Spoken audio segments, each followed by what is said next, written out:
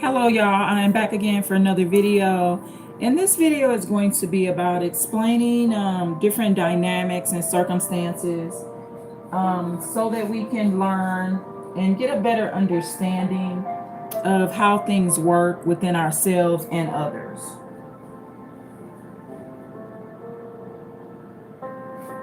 So, with that being said, I'm going to give you some examples. And I think I'm not going to say a lot of people struggle with this, but I have seen people struggle with this.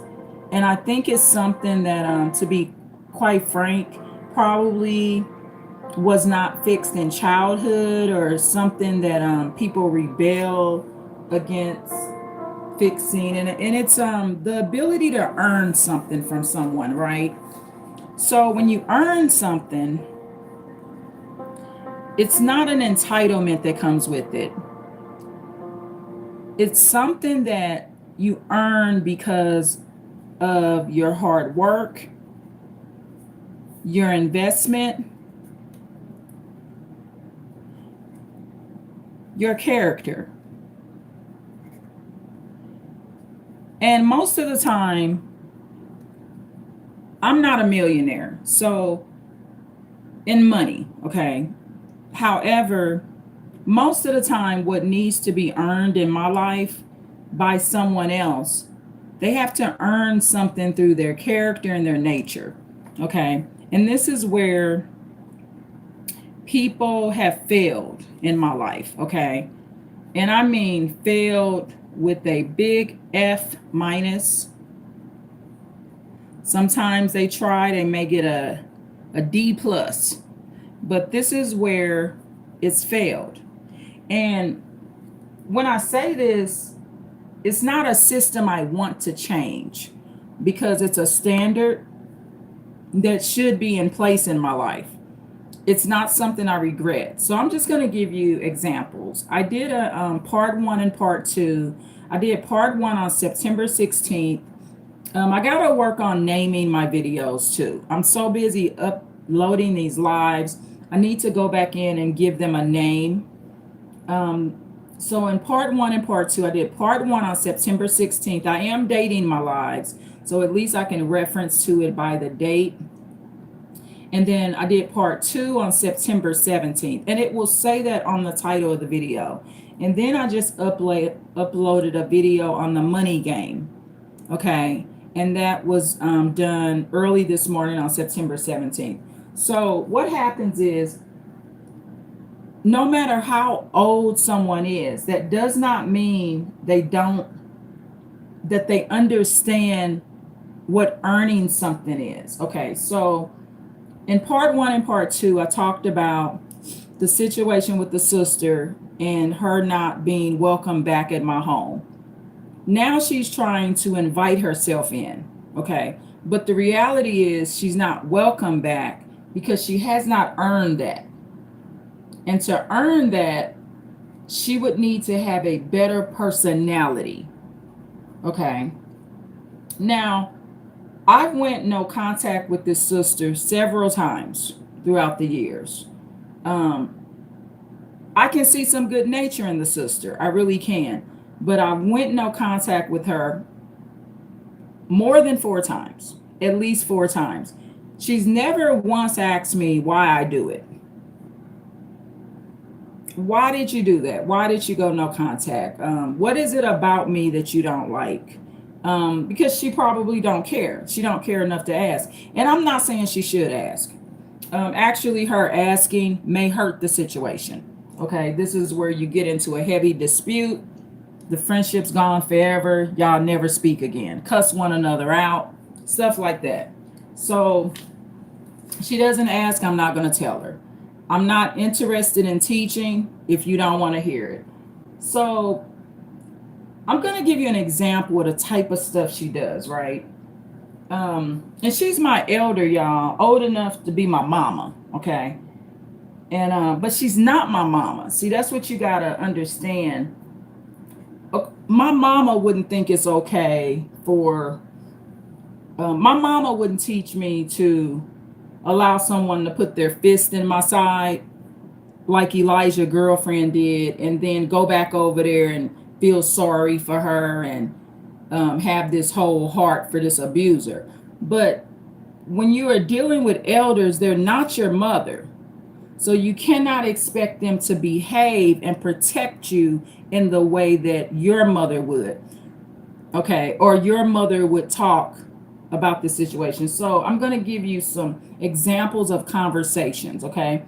And remember, I'm a prior domestic violence victim.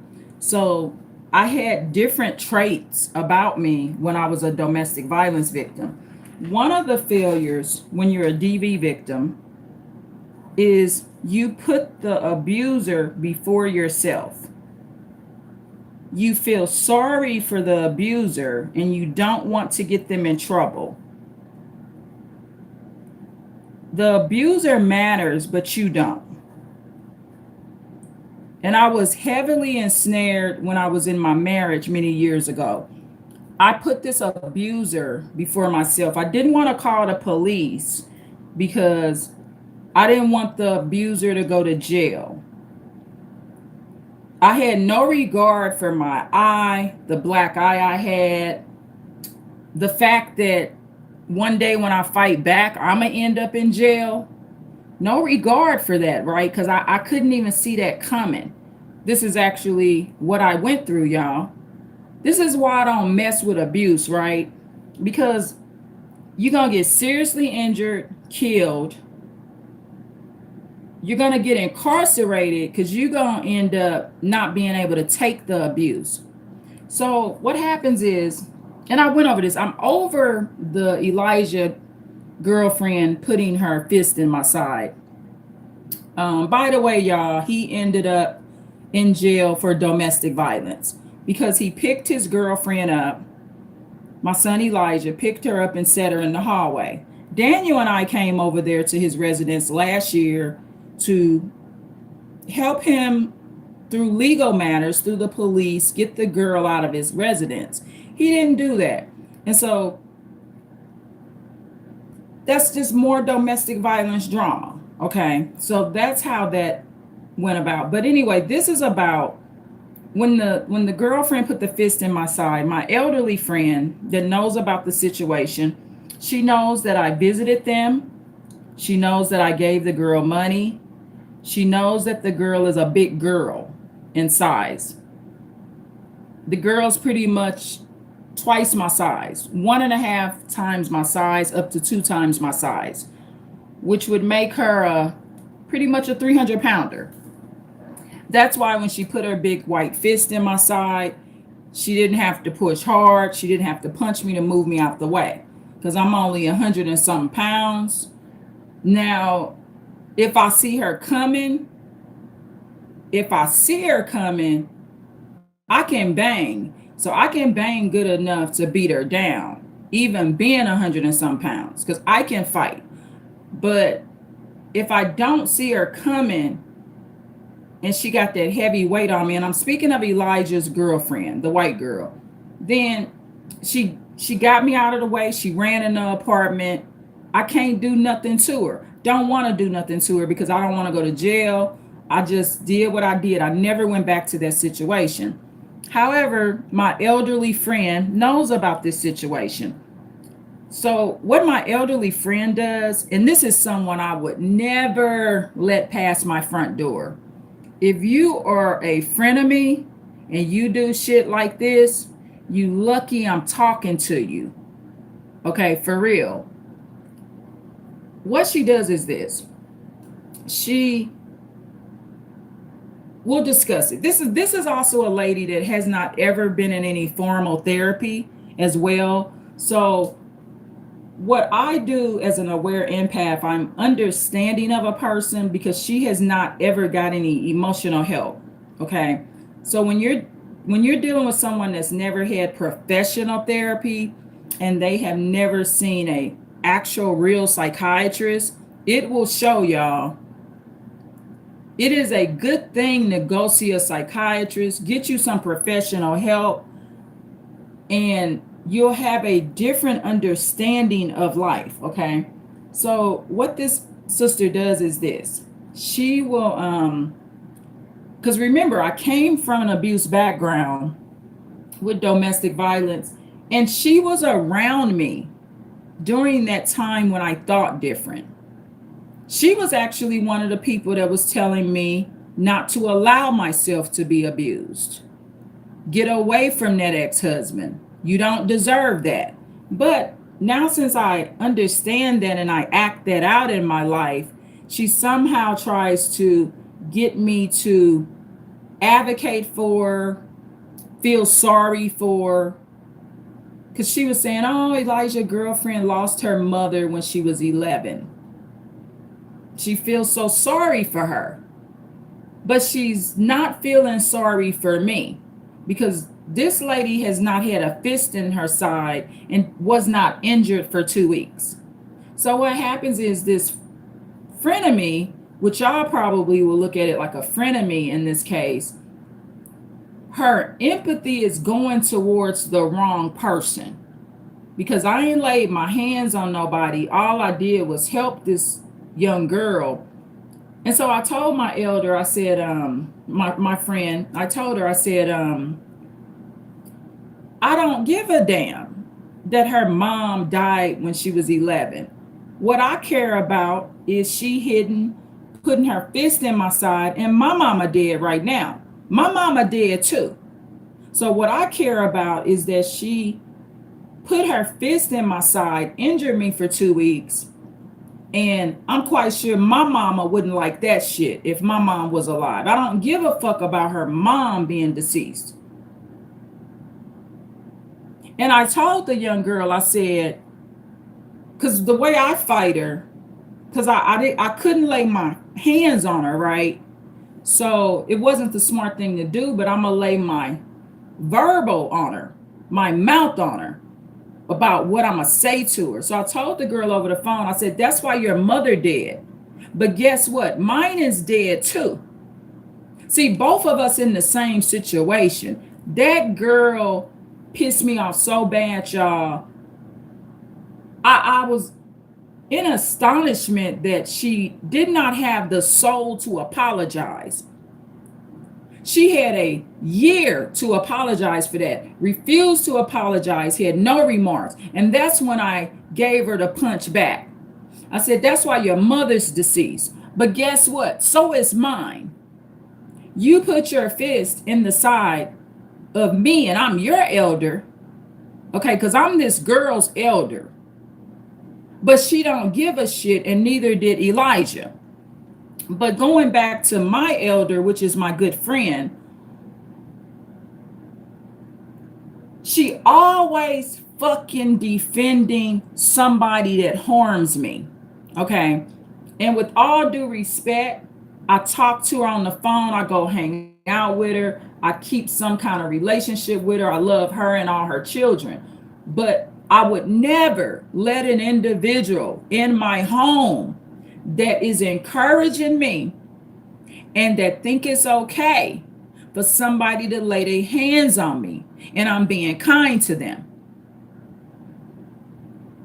Frenemies don't advocate for you. They advocate for the abuser. And I'm going to tell you why she advocates for her. It's one thing that they have in common. The girl that put her fist in my side is a big girl. And my elder, my good friend, is a big lady. It's that simple, y'all. It's the morbid obesity club. Not all big people that way. I got some morbidly obese friends that would not be okay with it. But you got to remember, self-esteem can be real low, y'all. You will never imagine how low self-esteem can go when someone has not taken care of their weight and they 200 pounds and more. So what my elderly friend does, she's always trying to get me to see and have compassion for an abuser. And it's very inappropriate because I'm not going down that road in my life. I'm going down the road of being free of abuse. But this is a sister that has never received any therapy. Right now, to this day, she is telling me her predator ex-husband, y'all, she still talked to this man. This man was crawling on the side of a wall to come on to her grandchild. She was just sitting on the phone telling me how good he took care of her. Her predator ex-husband told me, y'all, he's from St. Louis. This man told me that he's killed motherfuckers in St. Louis. He called his murder victims motherfuckers. He ain't said now one of them ever did anything to him. Do I believe that he's killed what he calls motherfuckers? Yes, I'm going to tell you why.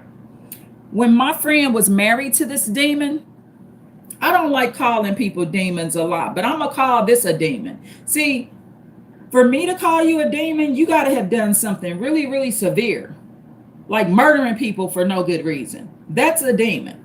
Okay, so when my friend was married to him, her predator husband, she claimed they divorced now. When she was married to him, one of his fears, y'all, is he always had this abnormal fear of being pulled over by the police. So if he got pulled over by the police, got a ticket, there was this fear that went through him that was very abnormal. And it should be, because like he say, when he was in St. Louis, he killed motherfuckers. And I think she knows about it by now, because I think I told one of her sons and may have told, hello, Fluttershy. Thank you so much for tuning in. Keep in mind, there's a lot of information here that'll help you in your adulthood and keep you away from the wrong guys, okay? So anyway, thank you so much for tuning in, baby girl. So anyway, this elderly friend of mine, ex-husband, claimed he so-called killed motherfuckers in St. Louis, Missouri. She still is socializing with this demon. So this is why I don't go no contact with her anymore. It's a waste of time, right? She hasn't received therapy. It's a waste of time to go no contact, because I don't need to. Let me tell you why. There's a heaven and hell. There's a heaven and hell. She'll be punished there. The Lord may say, I don't like the way you treated Irene. I don't know how the Lord would judge her, but I would be very leery if I was her about entering her gravesite under the status that she's under, because the Lord don't like it.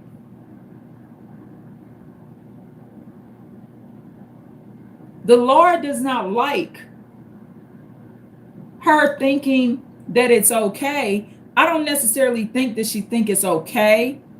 I'm not saying that she's saying that it's okay, but my mom used to say this: it's what people don't say to you that hurts you the most. She's not saying it's wrong.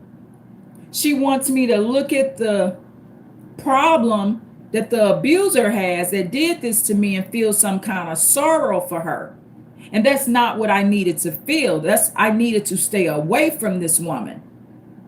And I also needed to feel sorry for me, because in this case, I was the one with the injury and I was the one victimized by this girlfriend that Elijah has that I helped out 3 times. Brought her money, took her to the grocery store, bought her food. She the one didn't have food to eat. So what this is, bringing this type of person in your home is dangerous to you, emotionally dangerous. She does not know how to earn her way. And Fluttershy, I want you to listen to this, because I want you to be a strong, good lady when you're an adult, right? I want you to have a good life. You can have a good life. Don't let frenemies in your home. These are women, especially ladies. These are ladies that will act like they like you, but they don't like you. Friends, frenemies. Um, they're no good. So let me see. Fluttershy says, I live somewhere near where there are not bad guys. Fluttershy, you don't know who the bad guys are. Bad guys are everywhere. They wear uniforms, they wear facades. A lot of times you don't even know that they're a bad guy until you're violated in some way. Never think people are all good, because you don't know what's in people's heart all the time. It's good that they're showing you that they're not bad guys, but I want you to understand that bad guys are real. And the number one sign that there's a bad guy around is you think there are not any around. Fluttershy, I think you're protected. A lot of times the bad guy will come out when they think your parents and your protectors are not around. Okay? If you have a bad guy, baby Saja or Fluttershy, you can always contact me. Okay? And I will give you the best advice I can to help with that. But in the meantime, continue to use your parents as your protectors so that you can be on the best road to safety, because bad guys are around. They just are. You just don't always know that they're around. So going back to the frenemy type behavior, I'm not going to call this friend a frenemy. I'm just going to call the behavior frenemy behavior. So what happens is there's a consistent pattern of encouraging me to like, associate with, or have a heavy level of empathy for someone that's wronging me. Okay, whether it be my ex-boyfriend, she tried to convince me, well, he really wants to be with you. No, he doesn't. He's saying he don't want nobody in his life. My ex-boyfriend was a highly narcissistic man that was older than me, and he told me he was going to hell. He clearly was able to state what he wanted in his life, and it was not me. And I'm proud to say that I don't want him in my life at all. I don't want to be his friend or anything. I don't need it. But in this case, I'm going to call my good friend a frenemy, because she's acting like a frenemy. There is no way. And what's so irrational is for her she's invited herself to come in my place twice. So something in her head don't understand that's something she got to earn. For her to come in my residence, she got to stop making me try to feel sorry for this white girl that was dating my son, Elijah, that put her fist in my side. I don't need that in my life. I just don't. My home is an environment where you need to earn access to it through your character, through your nature, through your empathy, through your concern for me. And this frenemy feels like she does not have to do that. Now, some people don't understand the earning and reward system. Unconsciously, they don't understand it, but I do. See, me, if I did you like this, if I was advocating for your abuser, I'm not going to ask to come to your house. I'm not going to ask to come to your residence, because I know I'm not welcome there. I actually don't want to come, but there is something wrong in the mental state of a person that thinks they can treat you that way and still have rights to be in your residence. That's when you would say they got a mental problem. It's something wrong in the head. And I would actually have a mental problem to invite her in. Now, it's one thing to go to an event with a person, meet them in public. You got to remember, when you go to events and stuff, there's a lot of strangers there that you don't know. There's a lot of people there that you don't know, that you're surrounded around. So this time, I don't even go no contact with her, y'all, because this is the reason I haven't went no contact again. It's a waste of time and I can't teach her anything, right? So going no contact with her doesn't do nothing but create bitterness and stuff like that. And I don't need to. God will take care of it. When somebody's your elder, going no contact with them, y'all both getting older, somebody's gonna die. Somebody's gonna naturally die. And I don't mean die because y'all get into a fight. I mean just of natural causes. Somebody is just gonna pass away. And so she's always guiding me to feel remorse for abusers. And it's hurting her life, in my opinion, to it's sick to me when she was telling me how well her ex-husband took care of her while she was sick. It shows her selfish nature, right? So if I knew I was married to a man, and I know she know that he say he killed motherfuckers, because I told her son, and I think I told her as well, that he said he killed motherfuckers. I think I alerted her to this, right? um Long as he took care of her when she was sick, I don't think she cared who he's killed. That's the honest to God truth. I really don't think it matters to her. It's like, oh well, if but it shows her selfish nature to, and I might confirm this to her too, that he said he killed motherfuckers. I'm almost positive I mentioned it, that he said it. I know she's aware of it. She's aware of it. Okay. So it shows the selfish nature because he said he killed motherfuckers in St. Louis. I mean, he just unalived people for no good reason. He's not an empath. He's not unaliving people and unaliving guys to protect other people. He's unaliving them because of petty disputes.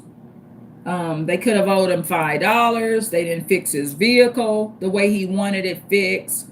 He was jealous. He's a narcissist. So he's unaliving people for the wrong reasons.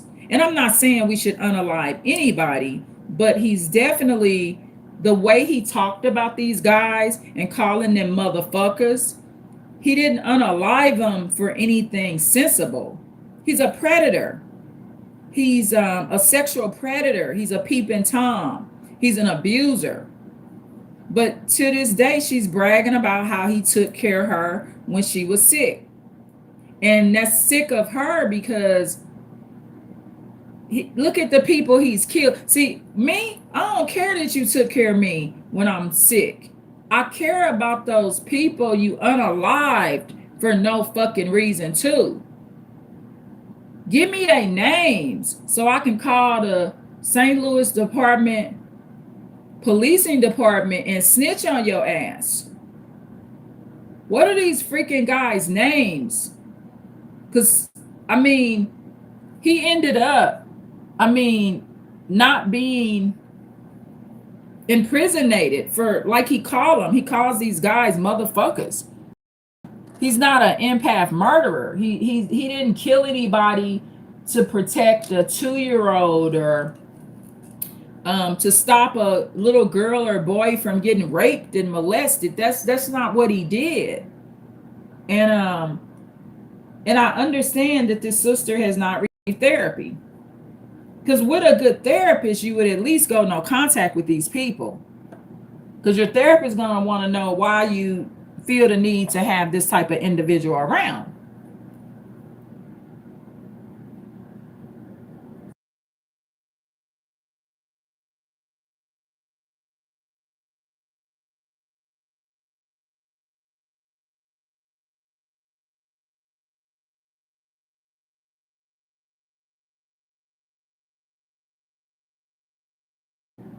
And I mean, I'm not going to be able to convince her of why she has this type of individual around. You know, I was able to talk with her ex-husband and get the information. I told her, I said, he's definitely not remorseful at all. It's like she had a spy.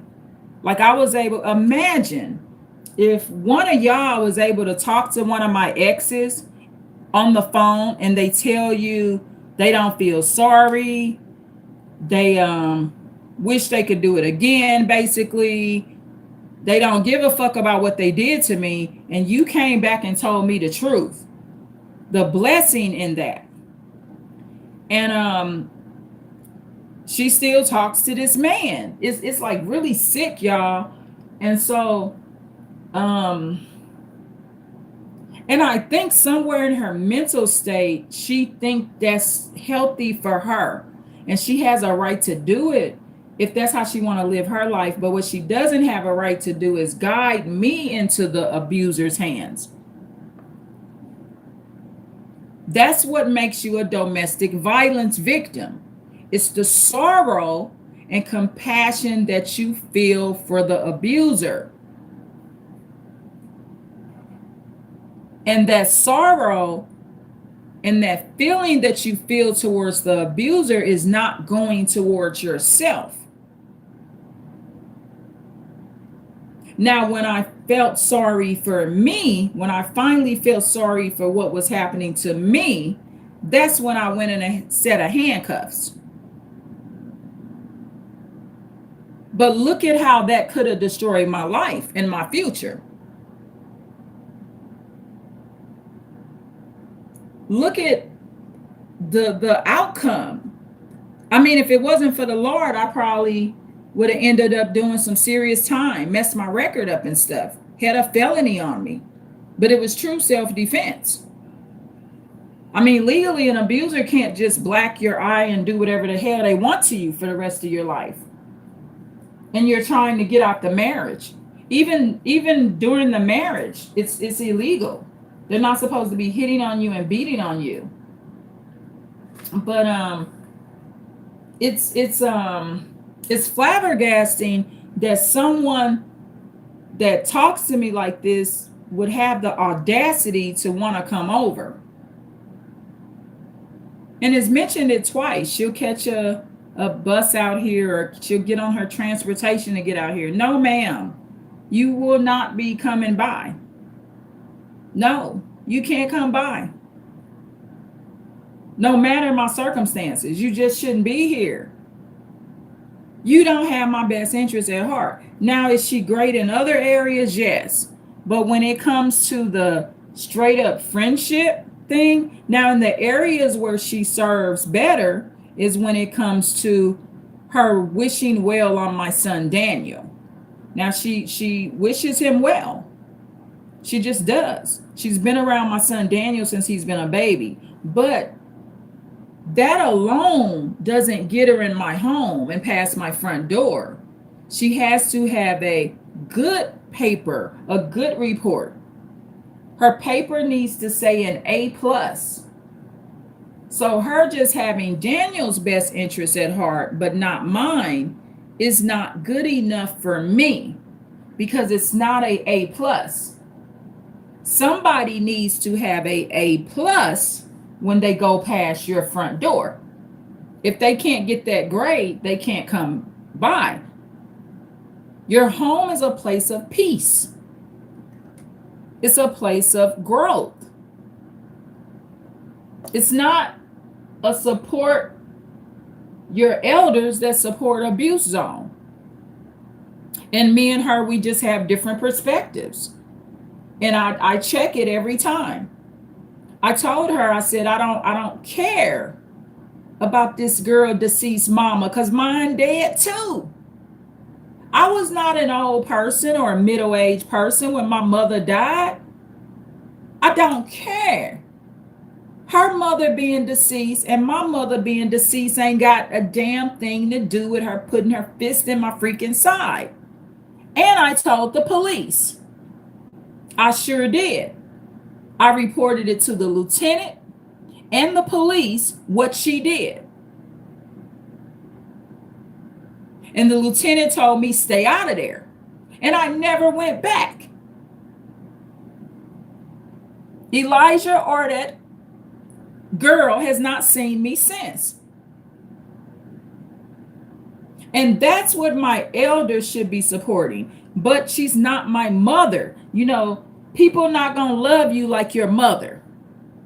Okay? My mother would have said, yeah, that's going to be fatal. Stay from over there, Irene. You know how you roll. My mother used to predict that somebody going to get their ass kicked by me. My mother used to say, I don't know why they rolling and coming at you like that, because they gonna get beat up or something. That's how my mother used to talk. I used to think my mother was crazy. I'm like, why are you saying they gonna get beat up or killed? Like, I'm not gonna do anything like that. She said, My mother knew me like the back of her hand. And she was a big advocate for get out the situation. Not because she think I'm gonna die. My mother didn't really, she was for sure. When my mother gave me advice, she was like, you're going to be fine. But it's the other person that I'm concerned about that's going to end up. And when she said concerned, not concerned like that, more like they going to get what they got coming to them because they messing with the wrong girl. That is exactly how my mother perceived abuse situations that I got in. And my mother didn't care. She didn't care how tall they were, how big they were. She just was like, that particular person messing with you and harming you and you're nice, they're just on a wrong road and they're going to get themselves hurt. My mother would say, it's dangerous what they're doing because they're putting themselves in danger. Hey, your mother knows who you are, especially a mother with some sort of intuition and just natural knowing with the Lord of what she gave birth to. And what my mother did, basically, she's also suggesting that I get away from these people. My mother wasn't like hang around a bunch of them so you get 8 to 10 prison cases. My mother's concern was always me. My mother, she was like this, y'all. When my mother gave me advice when I became an adult, she didn't care about grandkids, my firstborn daughter. My mother cared nothing. She didn't care about my ex-husband. Her total focus was on saving her baby, which is me. My mother did not want me in prison, killed, injured. She understood the true dangers of domestic violence. She had went through domestic violence herself. And she understood it and she did not want that for me. My mother is one of the only people, y'all, as far as like a female or a lady that actually, in some sense, truly, I got a feeling that she wanted me to have a better life than hers.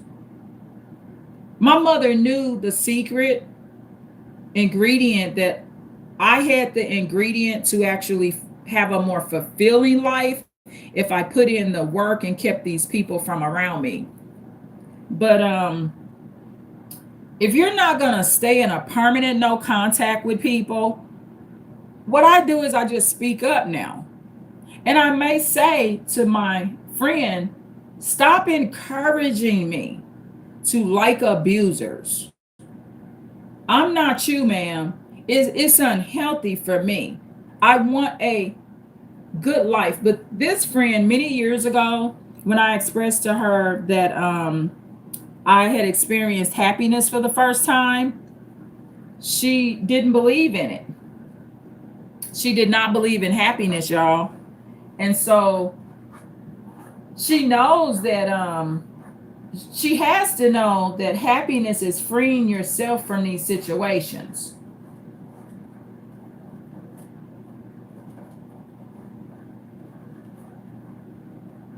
She has to know that. And oh, I'm wondering if I should bring this up, y'all. Okay. I was gonna mention this too. Okay, so that's that with that. Phone service, y'all.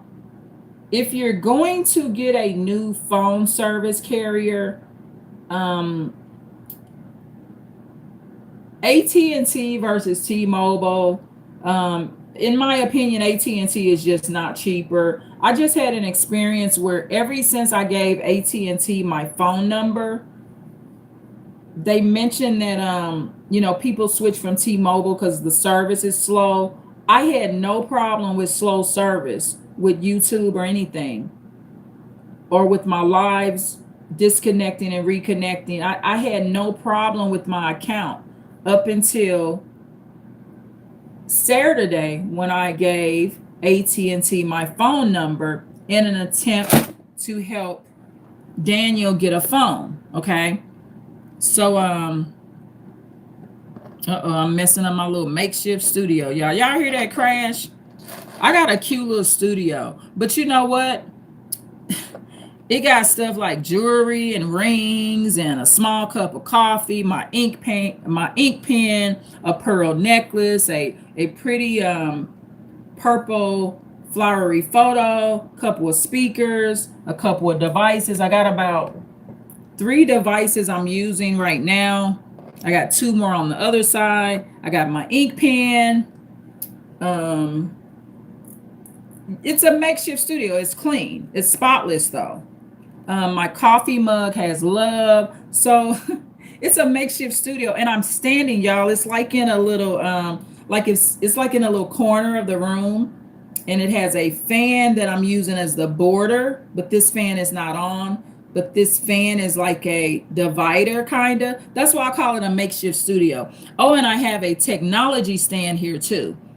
This stand holds my devices, and it has a spot for my pen. So it has a stand where it can hold tablets, phones, speakers. So I actually have a stand and a folding table on my makeshift studio. But my jewelry is pretty, my rings are pretty, um my pearl necklace, it's real, y'all. Some of this jewelry real, some of it's cosmetic, but that pearl necklace, that's about $500, y'all. I actually have a real pearl necklace. um these one of these rings is about 300. And yeah, I mean, I wear costume jewelry, but not everything I have on is costume. Some of it's real. So I do a mixture. So yeah, so I'm sorry about the noise and you hearing my little makeshift studio. But hey, I got my, and then when I turn to my left, I got my notepad, and I do all my videos standing. Okay. It helps my asthma. Y'all, I have asthma. So if you ever hear, you're like, her voice sounds different than it did yesterday, it's asthma. Okay. And so it's not a demon, it's not all that crazy stuff. It's I got asthma. So my voice is doing different things. I'm having some issues with my voice today. And I'm not liking it, y'all. I mean, it may sound fine to y'all, but as I talk, it will clear up. All I have to do is hydrate. Oh, Fluttershy, you have COVID? You were tested? Wow. Are you at home or in the hospital? Baby girl, how you feeling? I got a dedicated baby, y'all, to my lives. You're home? Your parents taking care of you? Or are they at home with you? My baby got COVID, y'all. I got an internet baby. Fluttershy's my internet baby. Oh, that's great. So you got to get rest and hydrate. I think I had COVID. I think I had COVID as well, but it was funny when I got it, y'all. Me and my son Elijah had it, and we both knew we had it because his friend Grace had it. Not Gracie, his school friend Grace, not his little younger girl he was messing with, but the school friend Grace had it. And so Elijah and I had it, and we both looked at each other and said, No, we not going to the hospital because they're gonna tell us we got COVID and we'll die. So we did what you're doing, Fluttershy, handling it at home. Um, COVID, it'll clear up at home, but once you get to the hospital, and you'll fight it off because you're young, baby girl, you'll be just fine. Yeah, so I'll do a prayer for you, and I'm sorry that you got COVID, but your system will develop more of an immunity to it. You know, um, I didn't get no shot. I never got the shot. I don't need that. I don't need the COVID shot. I just don't. Oh, you're welcome. No problem. I'm glad you're okay. Or I mean, thank you for the messages and all the cute emojis. So anyway, my voice with my asthma today. I got this little coffee, and then I got this ear issue, y'all. And this ear is just keep. I put some eardrops in it. It's just like the vein of my existence, right? So I need a surgery because I actually lost part of my hearing, y'all.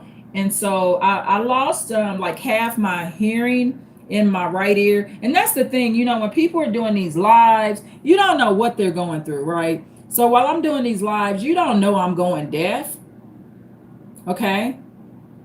You don't know I'm going deaf. And this is a good platform for me to be on if I'm going deaf because I can read your comments and I can talk to you and be able to communicate with you without having to hear. You see where this is going? So if I was deaf, I'm gonna be able to still do my lives because I'm gonna still be able to talk, I'm gonna still be able to click lives, and I'm gonna still be able to read. I'm deaf, not blind, right? So, but I'll be fine. I'm not gonna go deaf. I'm gonna have this little outpatient ear surgery. I'll be just fine. They already diagnosed me with what the disease is and stuff like that. It's just it's a middle ear. It began with a middle ear infection, otitis media.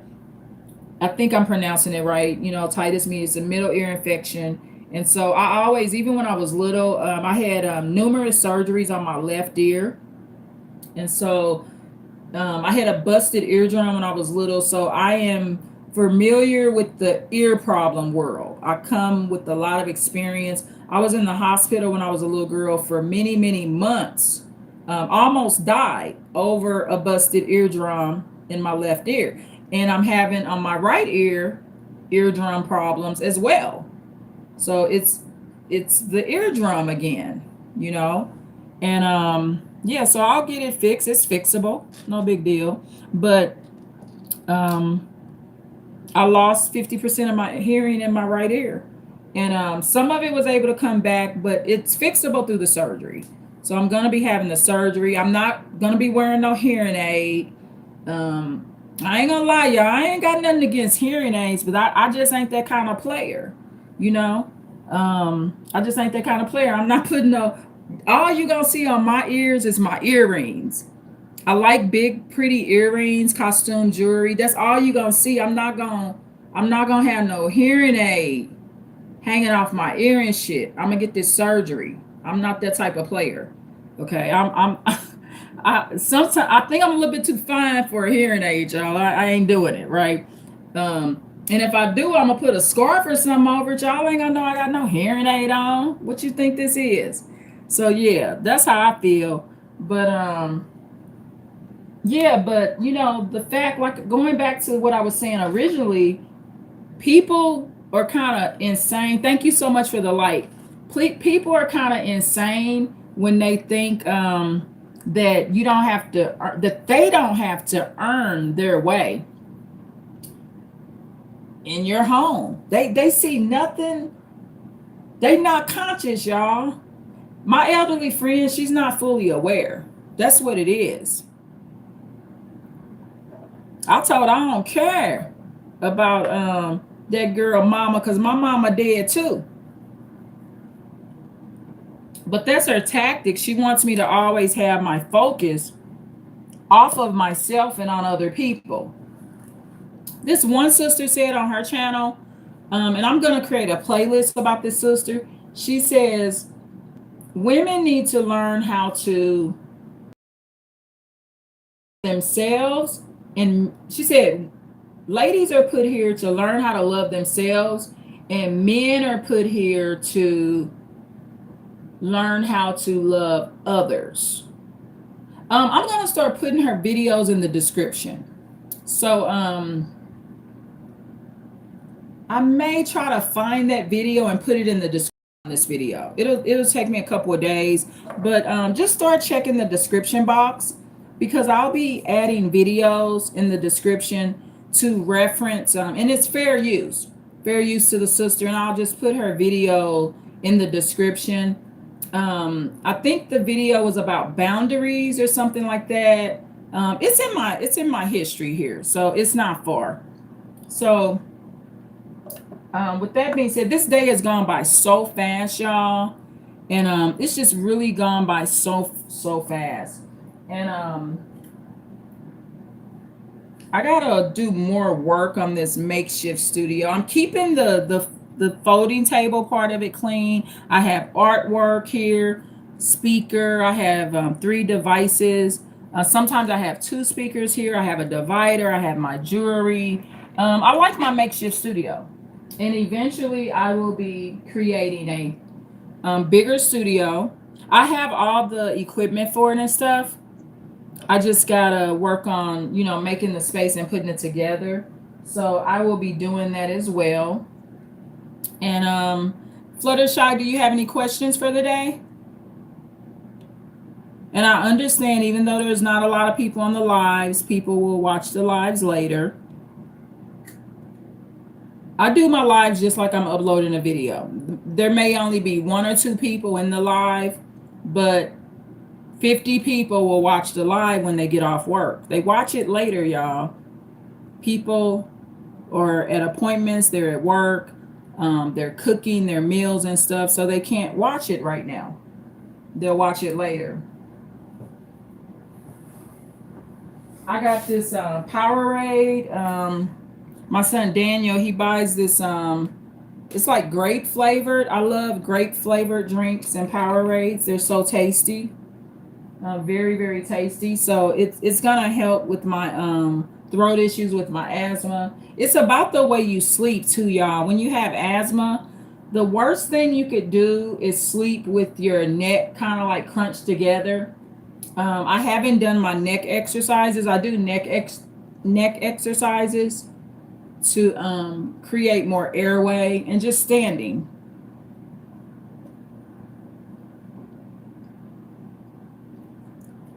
Oh, this feels so good. I just drank this Powerade. Oh, my voice is clearing up already. I can feel it, like right where my lymph nodes are at. Asthma, it has its own inconveniences and complications, y'all. But it is an illness that you can survive. How did I get asthma, Fluttershy? It's somewhat hereditary. But where it begins is, to be honest, my dad was a smoker. So I was exposed to secondhand smoke. But it's also about the way the lungs work as well, right? I was not a smoker, and my kids have asthma. So it's hereditary as well. So, but what happens is you catch the illness. So it was I was having asthma attacks when I was young, because my dad was a smoker and I was allergic to those cigarettes. So being around secondhand smoke, people smoking cigarettes in a vehicle and then picking you up from school. Back then they did not contribute secondhand smoke to asthma. It was not information that was put out there yet. And so now we know the danger of secondhand smoke. It makes me very sick if I really want to have like a lot of asthma problem. And you know what? With me, all a person got to do is have it on their clothes, y'all. If I'm around somebody for like a week and they say they go outside and smoke and then come in the house, and I don't, no one that's a smoker comes in my residence. I do not have smokers, and I'm talking about people that smoking cigarettes. I'm allergic to the cigarette smoke, not marijuana. Okay. I'm not suggesting people do marijuana. All of it's bad. I don't smoke anything. I'm also not around anybody that's smoking marijuana that's coming in my house. But the my dad, he wasn't smoking marijuana. He was smoking Viceroy cigarettes back in the day. And I feel that he unintentionally made me sick. He didn't know he was making me sick. So that's where I started having a lot of breathing problems. I would have some of my asthma problems right in his lap, y'all, because he's got that secondhand smoke in his clothes. And so it when my lungs were developing, when you're a child, your lungs are developing, and my lungs are always in fight mode because I'm constantly getting inside of I mean, my dad had a big, pretty car, Fifth Avenue. He had Cadillacs, leather seats, all of that, beautiful cars. But he smoked inside those vehicles. He tried to clear it out and air it out and stuff like that. But I'm getting in that vehicle and my lungs couldn't take it. So I think that's where asthma begins. And it's nothing I can just get rid of. I'm actually very grateful that my asthma is not the airway reconstriction asthma like it once used to be. And now my kids got it. I'm a non-smoker, but once I get it, it's like you like donating your lungs to your kids. It's like now you got deformed lungs. You got shut off lungs and you just pass it on to your kids. Now it's hereditary. It's a hereditary condition. But it comes from allergies and environments that are risky and unsafe for your lungs. Asthma is actually a protection too, y'all, because when my asthma sets off, it's making me aware that something else is wrong. Like I'm having problems with my ear again, right? So my asthma is going to say, my asthma is like an alarm system.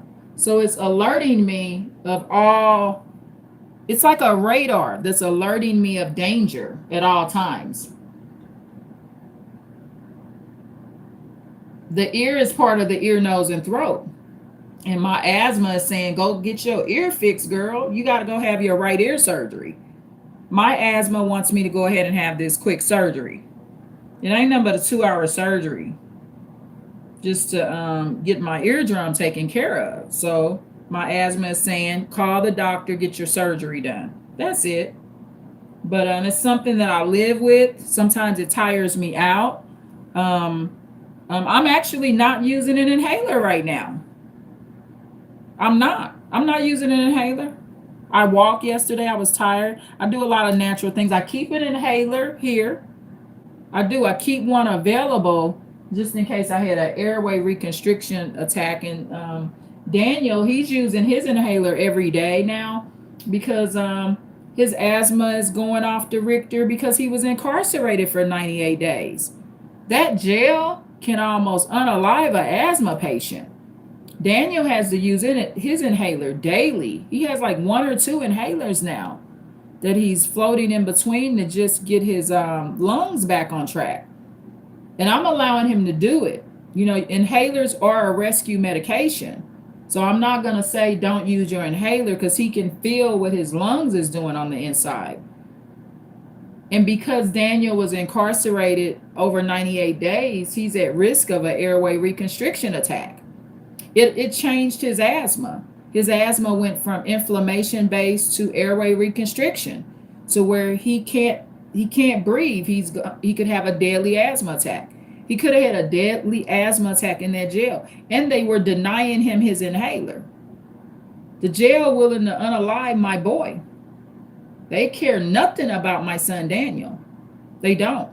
And he's right now using his inhaler every day because he has to get his lungs back in shape. He needs that steroid right now. I'm not using it, but I also have not been incarcerated 98 days. Oh, I learned. One weekend in jail, I learned what it'll do to asthma. I don't even see how he survived 98 days. to be honest. It's no windows in there. It's like you're in a cellar. Jail is not a good place for asthma. On the visitation part, check this out. They got air like it's sad. This stuff got to be fixed. Where I'm visiting Daniel, I get air coming through. On his side, they just give him a little window. The inmate like sweating and stuff. Like, why can't the inmate have air? This is like inhumane conditions, right? Um, I don't think that's part of the punishment, like suffocating inmates. But I see why so many inmates die. I went to court and went to the hearing and told the judge, this place makes my son sick. He got doctor's appointments and stuff. So yeah, so thank you, Fluttershy, for asking how I got asthma. But it was through my papa, James. James, I love him so much, but my papa liked them Viceroy cigarettes, baby girl. And yeah, them Viceroy cigarettes sure did. Shows did. And I'm just kidding, y'all. That's that St. Louis talk. Girl, shows did. My daddy liked them Viceroy cigarettes. Now I'm on my live trying to straighten my throat out. But yeah, he was a good father. He didn't know. He did not know. What's the scripture? He know not what he do. He know not what he do. That's Jesus said that. They know not what they do. So, this is just ignorance. And they back then they wasn't even connecting it. Because the Food and Drug Administration, the FDA had not determined that's what asthma that cigarette secondhand smoke contributed to asthma. They just did not contribute that. So yeah, so basically that's what that is. So this phone thing, y'all. AT&T, and I'm gonna call out the name. I gave AT&T my phone number because I was trying to get Daniel a phone. The gentleman mentioned that I have slow service through T-Mobile. I did not. Now when I get on YouTube, I have the little circle coming around stuff. It happened within 24 hours of me giving my T-Mobile phone number out. AT&T is not cheaper than T-Mobile. It's just not for all the devices I have on my plan. I'm grandfathered in, and I have a little large bill, but I have a lot of devices on my plan. But the problem is a lot of my devices are broke and I need to get those fixed, but I'm grandfathered in. I have about 7 devices on my plan, and I need to get them all up and running, right? Because out of 7 devices, no, 8. Oh, eight. Okay, I'm sorry. So I have 8 devices on my plan. And out of 8 devices, only, let me see, 1, 2, 3, 4, 5, 6, 2 are broke. Oh, okay, so 6 are working. But one of the phones I'm not using, but yeah, 6 of my devices are working. So it's not that bad. I'm thinking it's worse than it is. So I got to get the other 2 devices working. One of them needs a battery, and one of them needs to be taken to the phone repair place to get the little turn on button to work. So yeah, if I can get those fixed, it'll work out. Okay. So yeah, yeah, I'm gonna invest in them. Let me write that down. I need to do my bucket list, y'all, and get my devices working. Oh, I am going to be going to some live jazz concerts. I don't know if in your area you have any live jazz concerts, but I'm gonna be checking out some of those. They're very fun, and yeah, it has I get this year. I'm gonna actually do it, and Daniel's gonna have something y'all called what he calls the reimbursed birthday, and it's him having a late birthday party at the church, of course, and he's gonna call it a reimbursed birthday. Okay, because Daniel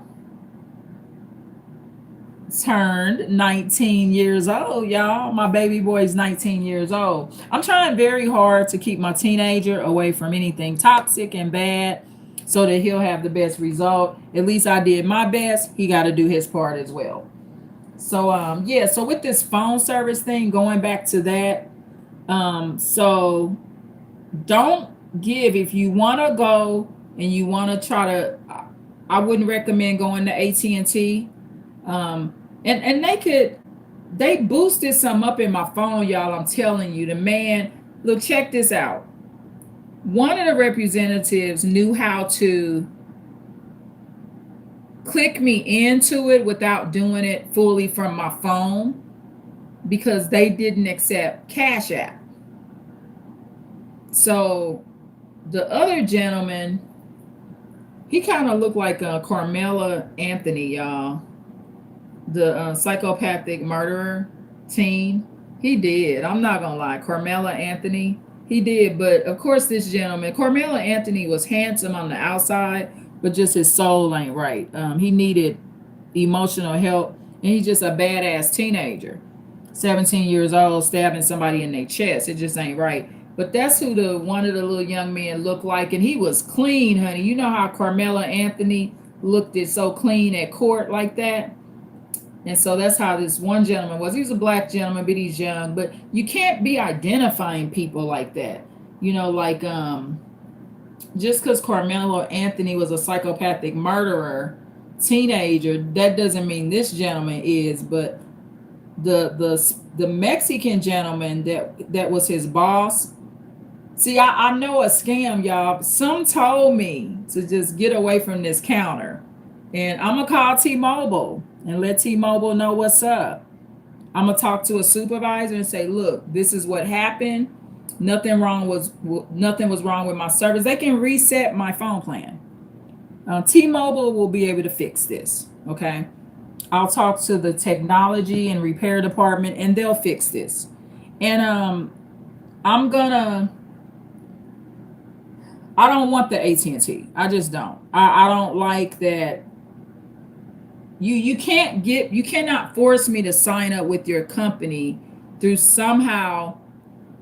a technology way, potentially sabotaging my T-Mobile plan to get me, because I'm gonna know my stuff wasn't slow at first. I know that none of my devices was slow until I gave you my phone number. I mean, I can connect the dots, right? And so I'm just gonna call T-Mobile and get that straightened out. But I would say AT&T, they get a F minus, okay? Because that's dirty scam business to be taking T-Mobile customer's phone number and using your hacker skills. Remember, there's a such thing as a hacker, y'all, okay? A lot of times with a hacker, all you got to do is give them your phone number. I already knew when they couldn't take my Cash App card, I already knew that the Carmelo Anthony looking guy was going to be able to run a card somehow. He got it done. I'm like, if you look like a full-blown killer, if you look like a young version of Carmelo Anthony, they was like twins, y'all. I know damn well you know how to tap into my account. So that's basically how it went. So no, AT&T, you did not win my heart. I'm not leaving T-Mobile. I'm not leaving T-Mobile. And you cannot hack my account, sabotage my account, or potentially do some crazy mess and get me to move over to AT&T. It's not happening. AT&T done made me kind of mad, y'all. No, I'm going to call T-Mobile and report it. And I'm going to make sure I speak with the supervisor. I am going to speak with the supervisor and let them know what happened. And who knows, it may be other complaints. AT&T might get in a little trouble, y'all. They don't know what's happening until you snitch it out. And T-Mobile will fix my account. They know how to reset my stuff. I just got to tell them what happened. None of my stuff was running slow, but the manager guy of AT&T made sure to let me know people switch over because T-Mobile's slow. I'm looking at him like, no, they're not. He's like, because you got 4G network. It's working fine. It's not slow. Now I'm getting the little ring sign, that little circle thing that keep going round and round and round. I'm getting all of that. Fluttershy, also known as Baby Saja. Thank you so much. Hopefully I answered your question about the asthma, and thank you for tuning in. And I'm going to pray. Let's do a prayer right now for Fluttershy, also known as Baby Saja. I want to pray that baby girl gets better. She gets over COVID, and that she continues to have a healthy life, and give her the best blessings during her teenage years when it comes to that point, her adulthood. I want Fluttershy, also known as Baby Saja, to live a long, healthy life and a happy one. Oh my God, I think she's going to be so happy. I wish I would have been at a channel like this at her age. I'm not going to tell her age. If you wasn't on that live to know that, it's nobody's business how old she is. Her and I know, okay? And Fluttershy, you ain't got to tell your age again. That's confidential. You're a kid, okay? So, yeah, so that's basically it. So when I get off this live, I am going to be calling T-Mobile and letting them know what's up. I ain't crazy, y'all. He stood there and said, well, people switch to AT&T because T-Mobile's slow. I'm looking at him like, no, it ain't slow. But I should have just went to my own phone carrier, y'all. I'm kind of like betraying T-Mobile. I'm betraying my phone company. T-Mobile they're gonna be hurt, y'all. When I call and say, you know what, I was trying to get a little phone under AT&T on the slide, they gonna be like, what? You let me down? You were cheating on me with AT&T? What? You had an affair. I had an affair, y'all. That's what I'm doing. Paid $200 and some, standing up at an AT&T stand. He convincing me it's cheaper. It's not. I had AT&T before. I had Sprint. It's not cheaper. When you take all my devices and you divide it by my monthly bill, I got 8 devices on my plan. It's a family plan. When you take 8 devices divided by my bill, I'm paying cheaper. This one line that AT&T is charging me, and I'm so glad my Cash App card didn't work. Oh my God, it's such a blessing that they don't have a card of mine. Oh my God, thank you, Lord. See how good the Lord is? The Lord made sure. Look, this is what I love about the One Most High. The One Most High already knew how they was going to do me. They know they going to hack my stuff.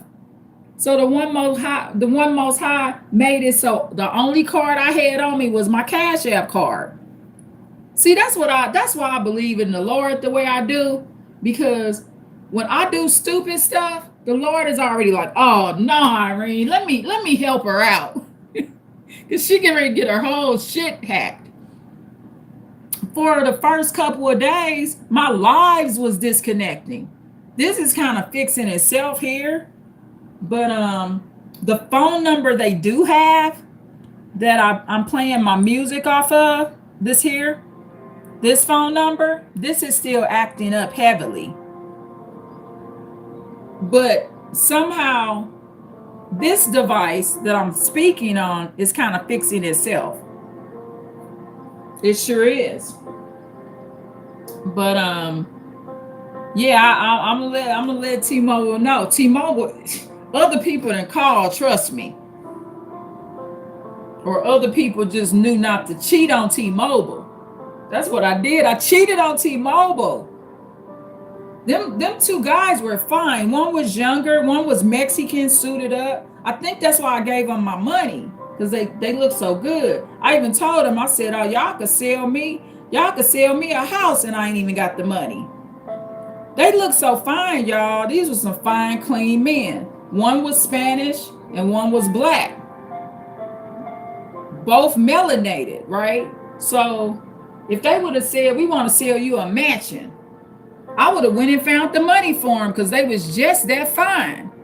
I would have said, hold on, brothers, let me go find me some money for you because I do want to buy a house from your company. I would have fixed my credit score and everything within 5 minutes just to buy some from these fine men. They were so sweet to me, but they got my account messed up. Like right now, my music, it's not doing what it's supposed to do. It's just not right. I gotta call T-Mobile and I'm gonna let T-Mobile know. I'm sorry I cheated on you. Please forgive me. Please don't. And I won't have another affair on you, T-Mobile. I had an affair on you and I got a hacker. That's what happened. That's what I get for cheating. I'm with the best cell phone carrier in the world, T-Mobile. Why would I cheat on him? Why would I cheat on T-Mobile? How silly of me. I learned a valuable lesson. I won't do it again. And it's never happened like if I tried to get Daniel like a Boost mobile phone or that, what's the Simply Mobile? Boost Mobile and Simply Mobile never had any problems like this. Because when he gets Simply Mobile or Boost Mobile, they don't ask for this phone number. That's the key. So if you're gonna go to another carrier and you want to have other little side phones with other carriers, don't give them your main number. Because if you don't give them your phone number, those other carriers cannot hack or sabotage your current plan. They can only do it when you give the phone number out. So I set myself up to be hacked and sabotage.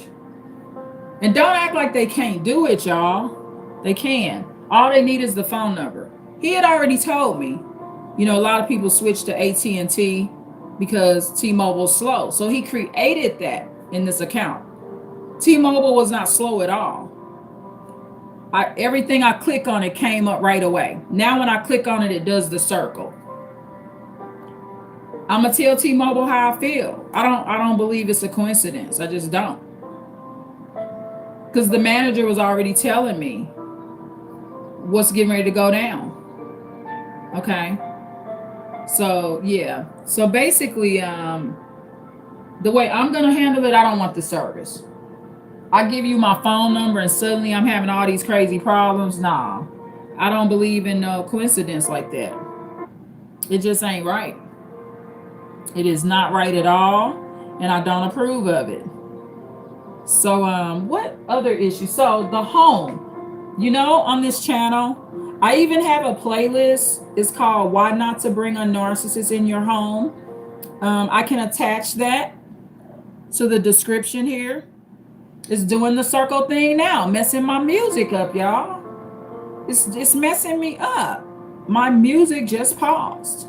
You might not have really felt the glimpse of that, but I did. It's not right. So,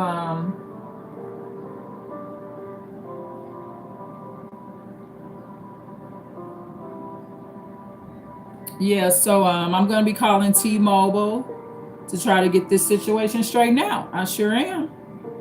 So, anyway, please like, share, and subscribe. And I'm big on this channel. And you will notice I will mention, and I will attach the playlist on Why Not to Bring a Narcissist in Your Home. And I will attach the playlist here. Maybe even add this video to it as well. And I believe in keeping people out that are not behaving right. It shows weakness, y'all.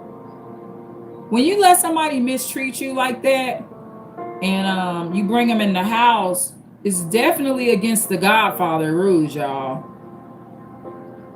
In any Godfather episode, did you ever see the Godfather Did he have one meeting with his enemies or frenemies inside his home? They always met at a office building or some kind of neutral location, right? Who was in the Godfather's home? His family, not other mobsters that were with other families that he was in rivalry with. His enemies and frenemies in The Godfather was not in his residence. That's what you got to have. You got to have a Godfather mentality. If you don't develop that, and guess what? The benefit of The Godfather having that mentality, when they shot his son down, it wasn't at his home. Those shootings were not at the Godfather's house, from what I remember. There was shootouts at the hospital. There was shootouts at business locations, bars, and stuff like that. But was any of those shootouts in the Godfather movie, were they at his house?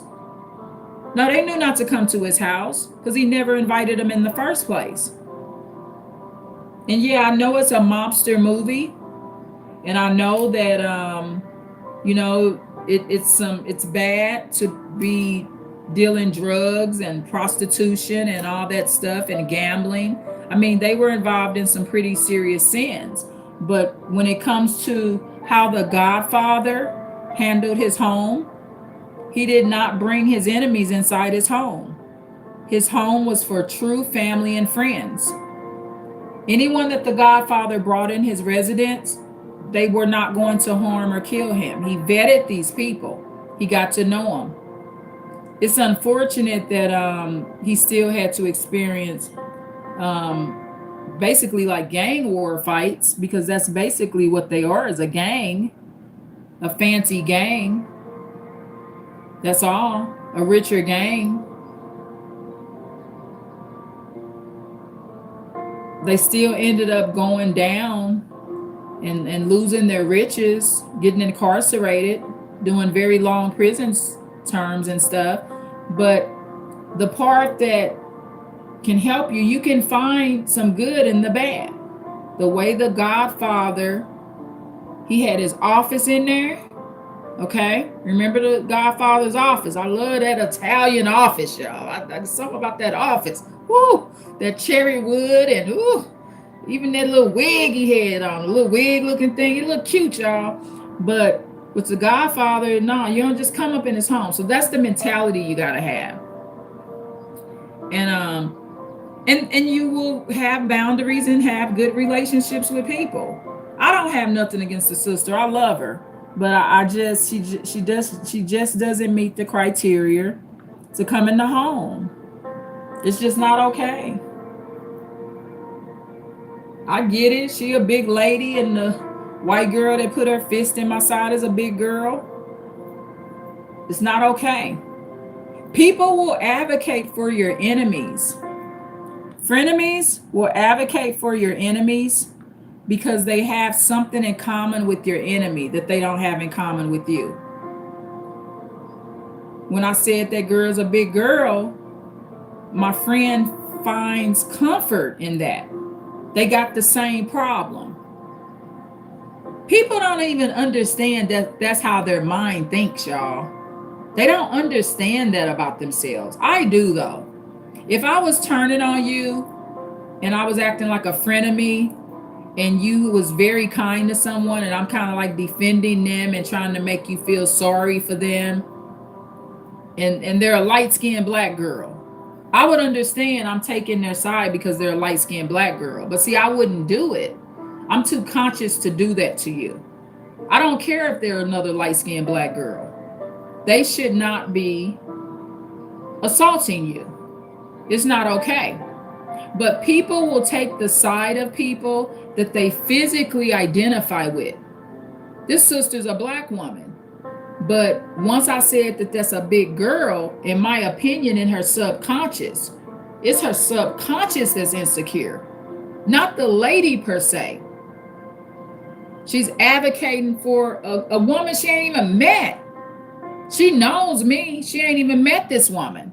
But she's advocating for her because her subconscious tells her to. I understand people's insecurities and how deep they are. I understand how deep they are. And I'm blessed to be as conscious as I am. That's why I always use the word aware empath. As an aware empath, you will be way more conscious than anybody else can be in their personal minds. And I'm able to build on that consciousness through awareness. But if you are just walking around unaware of your insecurities and your troubles and stuff like that, it's going to affect your friendships. You're going to act like a frenemy to your friends. And it don't matter how much you pray. If you do not personally fix that problem that you have and that trait within yourself, you're going to struggle. You have to personally fix this stuff. You just do. And I want to thank the Lord right now.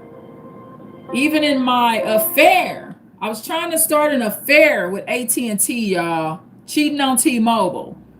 I want to thank the Lord that through my affair that I was attempting to start with AT&T, I want to thank the Lord for putting a stop to it by making it so that the only card I had on me that day that would have worked was my Cash App card.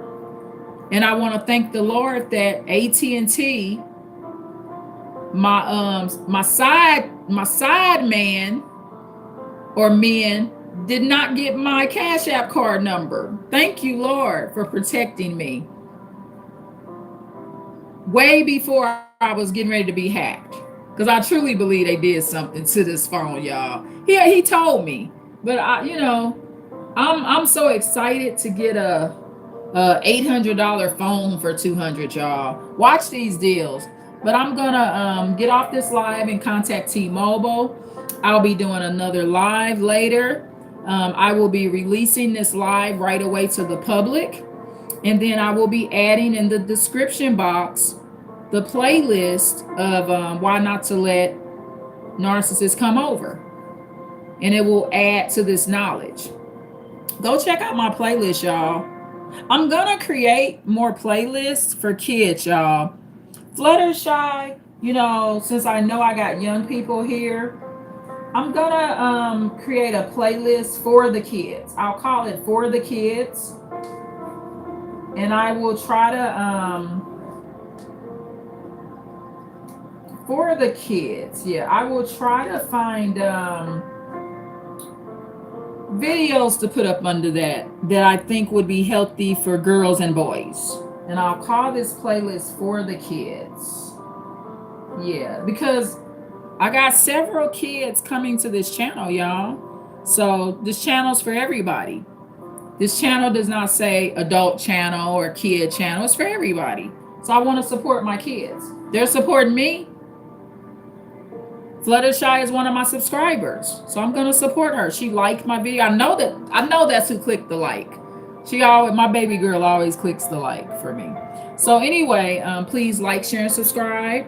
I gotta figure out what's going on with Daniel today. I'm so happy to have my son home. I pray for the best for all my sons, Isaiah, Elijah, and Daniel. Even Elijah, through his rough time, I still want the best for him as well. I just have to continue to be safe over on this end and keep Daniel and Isaiah safe. And hopefully one day Elijah comes out of his time that he's having, because he's still young as well. But I can't have no domestic violence up in here. I give you so many chances. And Elijah, I gave him all the chances I could. And at the end of the day, it's my responsibility to provide for the teenager that just got from incarceration. Try to save the teens. A lot of times as they get older, I can't save Elijah because he wants to be saved from everybody else, right? So that's one of the things a person has to grow up, and they have to say, I should have let my mom help with that. And I just got to worry about, I'm a very helpful person if you want my help. If you don't want my help, it's not much I could do. I just got to sit back and allow you to live your life. I'm no longer financially burdened with children in general. There's no financial burden on me because my children are able to take care of themselves. And I just got one last baby to care for, and that's Daniel. And he's my financial responsibility because he's still a teenager. Okay. 19 years old, 18, 17, they're teenagers. You're financially responsible for these kids, y'all. I don't agree with that law when they 18 is over. No, the 19 you're supposed to be taking care of them too. Okay. If you don't want to financially pay the bill, help them get a job. But when a teenager's in your residence, you are financially responsible for that child. They're still in high school. Okay.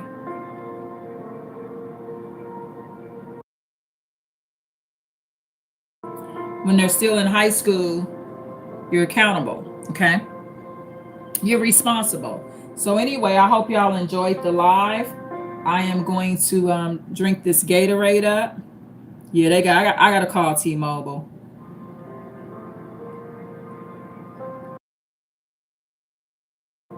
And T-Mobile got some funny phone representatives, y'all. I'm going to say, I cheated on you. I'm so sorry. With T-Mobile, you got customer service reps. They're answering their phones all the way from the Philippines, right? I love the Filipino representatives. They are so funny.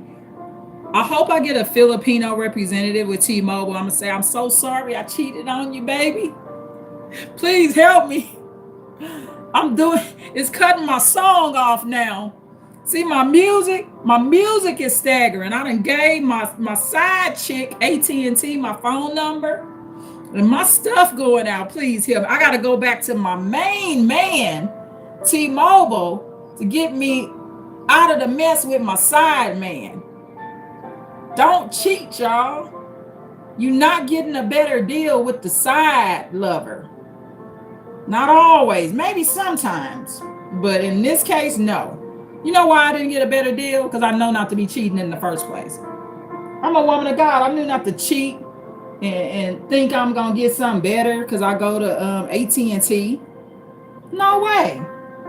I deserve exactly what I got coming for me. I'm lucky that I deserve exactly what I got coming to me. But the Lord spared me. Because the Lord still said, no, my child. The Lord said, no, my child. You did a good deed and you was a good parent. And Daniel's being a good teenager. And you're being the good mom. And you're being the best mom. And Daniel's being the best son he could be along with Isaiah. And no, I'm going to spare you, my child. I'm not going to punish you too harshly and make it where your side lover AT&T got your phone, got your Cash App card. Thank you, Lord. I love the Lord, boy. The Lord just be protecting me, boy. Woof. Thank you. In the name of Jesus Christ, thank you, Allah. Thank you, Allah, the one most high. That's Arabic for God, y'all. And the one light, the one most high, Father God, Jehovah, dear God, the Lord, the most high, whatever you want to call God. But I love to say Allah, the one most high. It's the one. That's the one most high. So yeah. And it's messing up my music again. I'm calling my lawyer, y'all. I wonder, can I file like a complaint? They messed up my business here. I got me a small business on YouTube. This is under a small business, y'all. If you have a YouTube channel, you do have a small business now.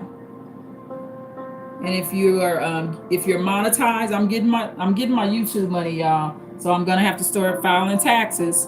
Once I take that first check from being monetized, I'm gonna have to start filing taxes. And then I get my tax credits and stuff. So yeah, having a YouTube channel is a small business.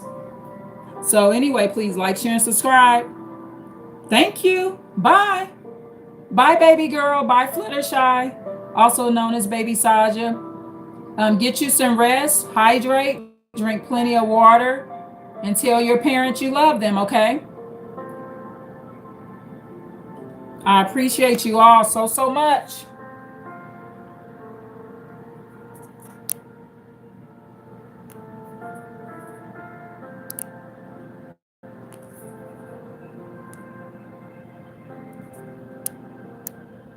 This is a good channel to be at, always and forever. Ain't nothing gonna happen to you bad when you come check out Advanced Insight channel.